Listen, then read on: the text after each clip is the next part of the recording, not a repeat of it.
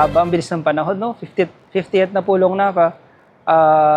Briefly, magaganda actually today ang topics natin ngayong session. I will not discuss it chronologically na based on the agenda, pero unang-una sa lahat ay ang resolution po, tatlong resolution po na inaprubahan po ng ating Sangguniang Panlalawigan tungkol po sa pagsuporta sa ating butihing Gobernadora, Sol Aragones po, sa paghihigpit ng security po sa ating mga eskwelahan, sa lahat ng eskwelahan sa lalawigan ng Laguna. Ngayon, doon sa mga resolusyon na ito, kasama na rin po dito ang pagkakaroon po ng paghihigpit sa pagdadala ng mga gamit o weapons, deadly weapons po sa school. Karoon din po tayo ng mga moral recovery and mental health awareness for those victims, and hindi lang teachers, pati ang mga estudyante at mga bata syempre natin po, no? Nagkaroon din po si Vocal Angelica Jones ng resolusyon tungkol dito na pinagbabawal din po at pinaghihigpitan ng paggamit po ng Facebook o internet para sa mga kabataan.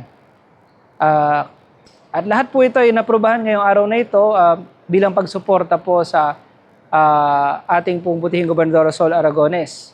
Ngayon, ang isang importante rin po na diniscuss ngayong araw na to at pinaaprobahan ko po, ako po ang mismong nag-author at nag-akda na magkaroon po tayo ng resolution recognizing po our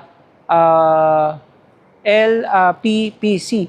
This means Laguna Province People's Council na binuo po ng mga samahan na inaccredit natin pursuant po sa DILG Memorandum 2021-054.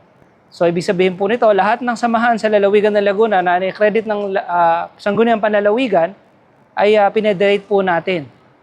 Maganda ito dahil layunin din po ng memorandum circular na yon na lahat ng people's organizations po sa lalawigan ng Laguna ang bawat syudad ay atin din pong i-federate na at i-activate natin. Bakit po importante? Maraming factors po. Kinakailangan pong magkaroon ng partisipasyon ng ating mga people's council, mga samahan po natin sa lalawigan ng Laguna. Unang-una, sa pagpupulong ng ating mga local development council sa bawat syudad at bawat munisipyo at provincial development council. Ibig sabihin nito, ang mga bagay na pag-uusapan tungkol sa budget at anumang bagay na kapakipakinabang sa probinsya o sa buong Laguna ay mai-involve na po at malalaman din ng mga samahan natin. They will be duly represented. Yun po. At may mga ordinansa din pong pinasa ngayong araw na ito. Sa third and final reading, actually isa. Yan po ang ordinansa po ng ating butihing board member Bernadette Olivares and board member Jam Agaraw, which is the healthcare proxies po in the province of Laguna. So magkakaroon po tayo ng QR code na pwedeng ma-scan po mandatorily sa lahat ng hospital, private or public sa lalawigan ng Laguna, to ensure that proper medical services are given to them and their medical rights are upholded. At ngayong araw na to din ay importante sapagkat next week po ay tayo po ay mag-iimbita, hindi po sa Serbisyo Caravan. Tuloy pa rin ang Serbisyo Caravan this week. Ay next week po ay isang taon na po tayo sa serbisyo. Kaya inaanyayahan ko po mga kababayan po natin na mag-like, share, and follow po sa page ko.